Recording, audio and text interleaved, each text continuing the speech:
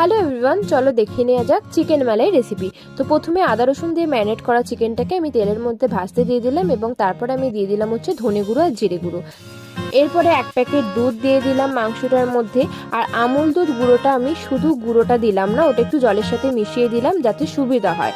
এরপরে দিয়ে দেবো হচ্ছে কাজু বাদাম পেস্ট এবং চারমগজ পেস্ট। এরপরে ভালো করে কিন্তু এগুলো মাংসটার সাথে মিশিয়ে নাড়িয়ে চাড়িয়ে নেব। দিয়ে মাংসটা সেদ্ধ হওয়ার জন্য কিন্তু একটা ঢাকনা চাপা দিয়ে দেবো। মাংসটা ফুটে আসার পর আমরা দিয়ে দেবো হচ্ছে গোলমরিচ গুঁড়ো। আর তার সাথে আমাদের মেন ইনগ্রিডিয়েন্টস সেটা হচ্ছে ফ্রেশ ক্রিম। এটা কিন্তু দিতেই লাগবে। ফ্রেশ ক্রিম দেওয়ার পর উপর দিয়ে ভালো করে কিন্তু ছড়িয়ে দেবো হচ্ছে মাংসটার মধ্যে কস্তুরি মেথি।